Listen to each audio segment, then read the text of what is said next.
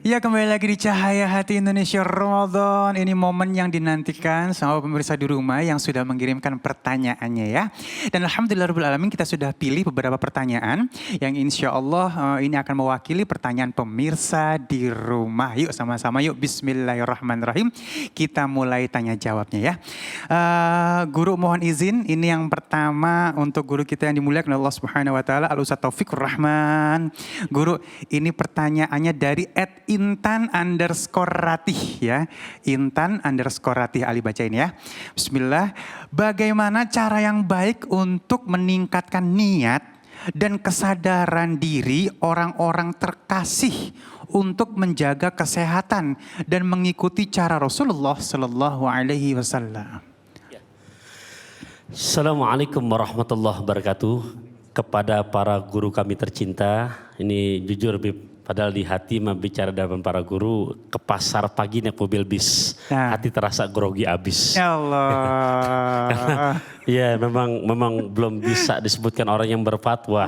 Tapi karena tadi ya ada pertanyaan seperti itu, insya Allah guru, mohon saya sebelumnya, ma taqarrara ahla wa ma tadoha ajlah. Semoga sesuatu yang diulang-ulang akan tambah lebih manis, sesuatu yang sudah jelas lebih berperjelas lagi, maka tambah paham dan mantap terhadap sesuatu yang kita sudah pahami. Di Quran surat ke-53 juz ke-27 ayat ke-3 dan ke-4, di situ ada firman Allah yang indah, wa ma yantiku anil hawa in huwa illa wahyun yuha. Ya, kita merujuk kepada perbuatan yang dicontohkan oleh Rasulullah. Rasulullah itu apa yang keluar dari lisannya bukan berdasarkan nafsunya, tapi adalah wahyu yang telah Allah wahyukan kepadanya. Makanya ketika para sahabat bertanya kepada Siti Aisyah, gimana sih akhlaknya Rasulullah? Karena khuluquhul Quran, akhlaknya Rasulullah adalah Quran berjalan. Nah, untuk kepada orang-orang yang terkasihi, kita ingat betapa indahnya Quran mengajarkan untuk kita sayang kepada keluarga. Di surat ke-66 juz 28 ayat ke-6, ya ayyuhalladzina amanu qu anfusakum wa ahlikum naro. Jagalah diri kamu dan keluarga besar kamu jangan sampai menjadi bahan bakar api nerakanya Allah. Contoh untuk pola hidup sehat ala Rasul yang real saja ya. Nabi menyampaikan, tadi saya sebelum bicara ini sempat tanya dulu sama Ki Khalil Nafis, makanya saya berani sampaikan. Contoh hadis yang real aja setiap hari. Man tasabbaha kulla yaumin sab'ata maratin ajwatan. Siapa orang yang berpagi-pagi hari, setiap harinya dia makan 7 butir korma ajwa. Nah di situ kan Nabi menjamin lam yadurrahu fi dzalikal yaum summun wala sihrun. Nah, maka buat orang tersebut dari segi kesehatannya Allah jamin tidak akan keracunan dan tidak akan terkena sihir. Nah ini hadis jelas memang Nabi nyontohin, kita sebagai kepala rumah tangga kita ajarin itu bini kita, anak-anak kita. Nah jadi bahasa pantunnya biar gampang mahamin, dari celilitan langsung ke ciketing. Cakep. Ngajak nyonya berbekal korma. Kesehatan itu penting tapi menjaganya itu lebih utama. Cakep. Baik, terima kasih Kiai, Masya Allah ya. Dan memang menjaga kesehatan ini terhitung ibadah juga ya. Nah baik, langsung aja kita masuk ke dalam pertanyaan yang kedua. Bismillahirrahmanirrahim, untuk guru kita yang dimuliakan oleh Allah Subhanahu Wa Taala, Kiai Haji Khalil Nafis. Mohon izin guru. Di sini yang ngirim @Gunawan Sandi 22 ya. Gunawan Sandi 22. Saya seorang mahasiswa dan anak kos. Waduh, aku tahu di pertanyaan ini pasti ya. Kalau ada anak kos pasti tentang makanan Pas, ya. nanyanya sama dosen Pak. Terkadang males ya. Males sekali keluar kamar untuk sekedar mencari makanan walaupun lagi ada uang. Gaya banget sih. Ya, jadi walaupun ada uang tapi malas keluar ya. Jadi memilih untuk makan makanan yang ada aja katanya. Apakah saya termasuk tidak menghargai kesehatan dan berdosa? Masya Allah. Ini ngingatin dulu ketika saya di kos-kosan. Afwan Habibana. Ustaz Taufik, Ustaz Afwan. Jadi saya ingat kalau begini dijawabnya apakah termasuk ya orang yang memelihara diri atau tidak, atau orang yang termasuk ceroboh atau tidak ya. Tetapi sebenarnya kalau sekali-sekali nggak apa-apa. Sekali makan mie, sekali makan yang instan. Tapi kalau terus-terusan kan membahayakan diri kita sendiri. Jadi sebenarnya di dalam Islam apapun bentuknya kepada hifdzun nafsi. Maqasidul syariah kita memelihara jiwa kita. Maka memelihara jiwa kita, al-wiqayatu khairun minal ilaj. Yang memelihara diri kita lebih baik daripada kita mengobatinya. Mirip dengan sekarang, daripada kita masuk ke karantina, masuk ke rumah sakit, lebih baik kita sering di rumah. Kecuali karena diundang oleh cahaya hati. Baru kita Nah, oleh karena itu kita ingin sebenarnya kita ini memelihara jiwa kita. Jadi ini amanah dari Allah. Memelihara jiwa amanah dari Allah, maka malas kalau itu sampai berlebihan apalagi membahayakan diri kita, maka itu sudah dianggap orang yang tidak bisa menerima atau melaksanakan amanah dari Allah Subhanahu wa taala. Karena nikmat yang paling besar setelah nikmat iman itu adalah sehat. Dengan sehat kita bisa lebih banyak, lebih sempurna melaksanakan perintah Allah. Mencari ilmu kalau sehat lebih mudah. Melaksanakan ibadah kalau sehat lebih mudah. Oleh karena itu kalau kita niatin karena menjalankan amanah dari Allah Subhanahu wa taala berupa badan kita, fisik kita, kesehatan kita, maka kita melaksanakan setiap saat, setiap detik adalah pahala. Maka kalau ingat itu insya Allah malas akan hilang. Benar. Tapi kalau kita hanya mikirnya makan makanan enak, mikirnya hanya sekedar ya nyaman-nyamanan, maka kita akan malas. Tapi kalau berpikirnya kita untuk ibadah, insya Allah tidak ada malas. Kalau itu terus-terusan malas terus, ya ini nanti di bulan Ramadan begini pada saat COVID-19 ini menjadi pasukan rebahan nanti. Rebahan ke kanan, rebahan ke kiri, depan ke rebahan. Ini kita tidak bisa melaksanakan apa-apa. Yuk kita jadikan diri kita yang produktif. Kalau makan saja, nyari makan atau beli makan, uang sudah ada aja malas, gimana kalau dia harus nyari makan buat dirinya dan untuk yang lain dan mencari buat membayar atau membeli kepada makanan yang harus kita cari. Oleh karena itu hilangkan malas, niatin ibadah karena Allah Subhanahu wa taala. Masya Allah tuh ya. Jadi kembali lagi kita niatkan ibadah ya. Istilahnya ilmunya di situ ya Kiai ya. Kalau misalnya kita niatkan untuk ibadah jadi baik semuanya Kiai ya. Insya Allah. Iya baik, Masya Allah ya. Nggak ada malas-malasan deh ya kalau untuk ibadah pastinya ya. Apalagi di bulan suci Ramadan ya. Baik, kita akan lanjutkan untuk pertanyaan yang ketiga. Mohon izin Al-Habib Gais Abdurrahman Assegaf. Mohon izin. Ini pertanyaannya dari Ridwan Hafiz ya. Pertanyaan beliau, selama bulan Ramadan biasanya saya memilih tidak berolahraga, sama saya juga. Jadi males ya.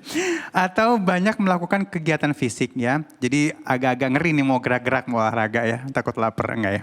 Takut haus juga. Karena takut haus dan lapar. Oh bener. Takut haus dan lapar. Tetapi akhirnya sering tidur katanya nih. Bagaimana menurut Ustadz? Silakan. Baik, sebelumnya saya mau izin dulu dengan guru-guru saya ini, Kiai Haji Khalil Nafis, Kiai Haji Taufikur Rahman, Kiai Haji Aswan, Habib Ali, serta para alim ulama yang mungkin kebetulan menyaksikan acara ini. Memang ada kabar gembira buat para rebahaners ya. Apa tuh kabar gembiranya? Fatwa resmi dari Darul Ifta Mesir bahwasanya an-naum minal mubahati syar'iyyah walau istaghraqan nafar jami'an nahar. Jadi kalau misalkan ada orang tidur terus bobok terus ya. Tidur, bangun, makan, tidur lagi. Itu tuh yang lagi viral tuh di video begitu. Nggak apa-apa, mubah. Kalau misalkan tidak sengaja untuk meninggalkan sholat. Akan tetapi Syekh Nawawi Al-Bantani di dalam kitab beliau Nihayatul Zain, beliau ngasih peringatan. Jangan sampai tidurnya lebih dari 1 hari. Kenapa? Karena kita punya kewajiban tabiitu niat di dalam mazhab Syafi'i untuk memalamkan niat. Artinya kalau sampai boboknya 2 hari, dia harus kodok puasanya di hari lain. Nah, bagaimana misalkan dengan yang pekerja berat? Ini kan kadang-kadang ya orang-orang di rumah pasti pengen tahu ya, gimana misalkan kita punya pekerjaan berat, boleh nggak sih ngebatalin? Boleh, tapi dengan syarat, Beb. Yang pertama, dia harus niat untuk puasa dulu malamnya. Dia nggak boleh niat besok mau batal. Terus dia harus tetap sahur.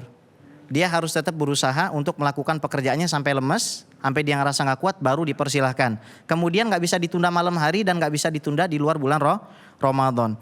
Dan saya kira kita punya life goals, kita juga punya fasting goals. Kita punya tujuan-tujuan dalam berpuasa, yang mana tujuan berpuasa ini justru malah pada saat lapar dan haus. Justru pada saat kita itu lapar dan haus, dosa kita sedang dibakar oleh Allah. Bahkan para ahli makrifat, para salikun itu mereka mengatakan jangan sampai timbul kata-kata atau ekspresi mengatakan aduh saya lapar. Kenapa? Karena pada saat kita lapar tuh kita harusnya happy. Yes, saya lapar. Itu Ganti harus seperti itu harus pikir ya. Yes, saya lapar. Kenapa? Karena memang dalam posisi dosa kita dibakar. Allah. Daripada kita dibakar di api neraka, Ya, mendingan na'udzubillah kita min dibakar dengan api lapar dan haus. Jadi tadi saya sebelum kesini tahadus binikmah lari treadmill 3 kilometer. Masya Biasa Allah. aja, nggak ada masalah. Nggak ada aus. Nggak ada aus juga, tapi biasa aja maksudnya. Sebelum dari sini sempat ngajar juga, itu biasanya kalau kita lihat nih guru-guru kita ya yang ada di sini badannya Iya. sehat-sehat, segar-segar, pasti mereka juga berolahraga. Baik. Baik, ini sebenarnya buat aku juga nih pelajarannya. Jadi nggak ada alasan nggak olahraga ya. Tapi jangan juga habis sahur tiba-tiba main bulu tangkis ya, sampai subuh, habis itu aus. Mungkin jam olahraganya kita atur ya. Iya, mungkin yang biasanya 2 jam kita mungkin atur jadi setengah jam. Tetap olahraga yang jelas ya Bib ya. Masya Allah ya. Insya Allah olahraganya kita niatkan ibadah juga. Akan jadi nikmat ya. Baik, kita akan masuk ke pertanyaan yang keempat. Nah, ada dari teman-teman band nih, silakan. Iya. Halo, cek. Assalamualaikum warahmatullahi wabarakatuh. Waalaikumsalam warahmatullahi wabarakatuh. Oh, yang belakang nggak kelihatan Bang. Untuk Ustadz Aswan ya. Iya, nama saya Riki. Jadi begini Pak Ustadz, kan di zaman Diki sosial apa media- Riki? Riki. Riki. R. Iya. Wah, ganteng pasti. Iya benar.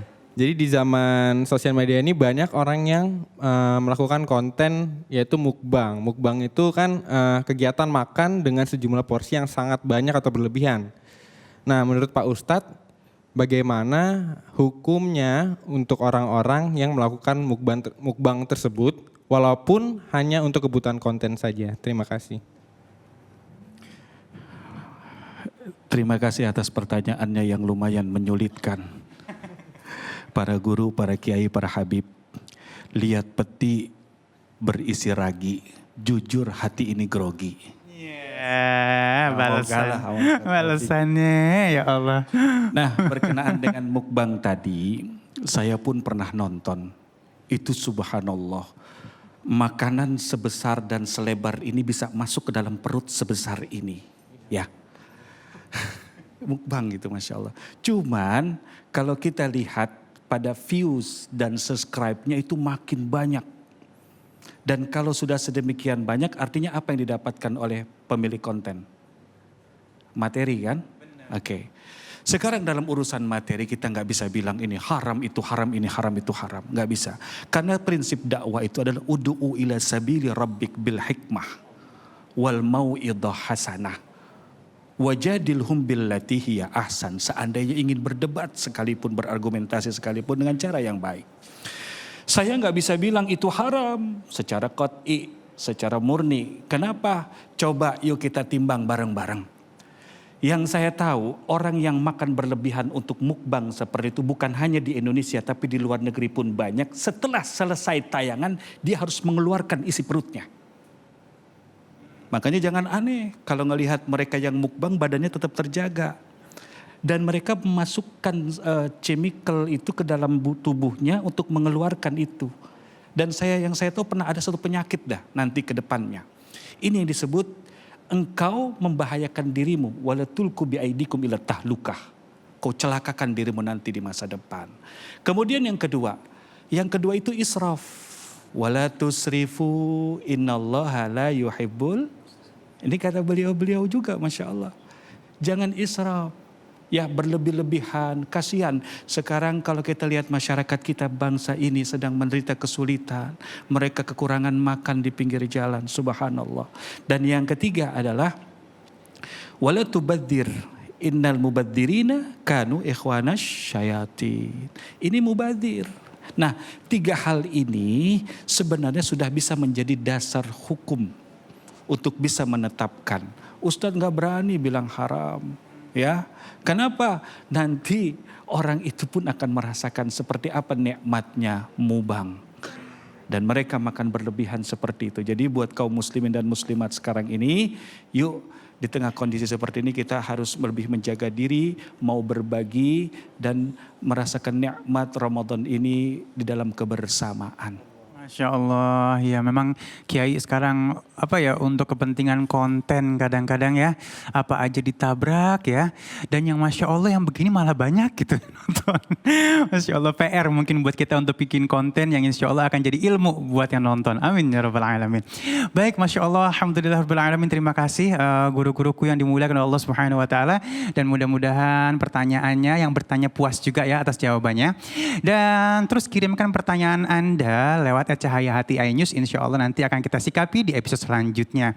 Setelah ini kita akan doa bersama. Tetap bersama kami di Cahaya Hati Indonesia Ramadan.